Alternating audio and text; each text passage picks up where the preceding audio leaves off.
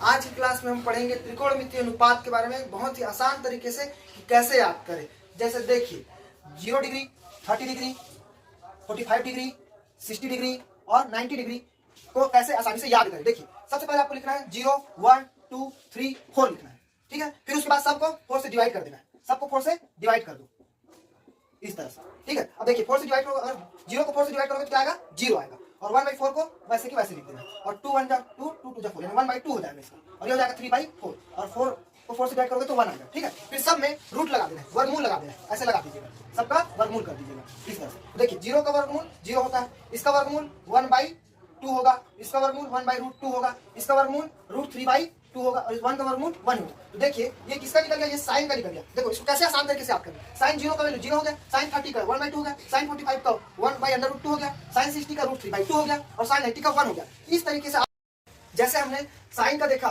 Trick से, जैसे हमने साइन का याद किया वैसे अब कॉस का भी देखते हैं। देखिए कॉस के लिए क्या करना है, बस इसको उल्टा लिख देना है। जो ये लिखा है 0 से 1 की तरफ लिखे तो 1 को 0 की तरफ लिख देंगे। साइन 0 का हो जाएगा 1, साइन 30 का हो जाएगा √3/2 और साइन 45 का हो जाएगा 1/√2 और उसके बाद लिखना 1/2 को लिखना है, फिर उसके बाद 0 को लिखना है। ये देखिए ये cos 0 का 1 हो गया, cos 30 का √3/2 हो गया, cos 45 का 1/√2 हो गया, cos 60 का 1/2 हो गया, cos 90 का 0। जस्ट साइन का उल्टा कर देना, ऐसे लिखे हैं उसको ऐसे लिख देना 1 से 0। अब जैसे tan का याद करना है, tan का भी याद करना बहुत ईजी है। देखिए आप बस ट्रिक को सुनते जाइए, बाकी सब याद हो जाएगा। देखिए अब क्या करना है, साइन और cos को भाग दे देना, डिवाइड कर देना। साइन और cos को भाग 0 को 1 से भाग दोगे क्या आएगा, 0 ही आएगा। और देखो इन दोनों को भाग दोगे तो ये नीचे का 2, ये नीचे का 2, 2 कर जाएगा, ऊपर क्या बचेगा 1 बचेगा, नीचे √3 बचेगा। वैसे इन दोनों को भाग दोगे, 1/2 करनी दो, 1/2 करनी दो को भाग दोगे तो 1 आएगा, दोनों को भाग देना है बस तो 1 आ जाएगा, ठीक है। अब इन दोनों को जैसे भाग देंगे तो ये 2 और ये 2 कट जाएगा तो करनी 3 बच जाएगा। और 1 को अगर 0 से भाग देते हैं तो अनंत आता है, उसको इन्फिनाइट बोलते हैं, अनंत को इस तरह से दर्शाते हैं, ठीक है।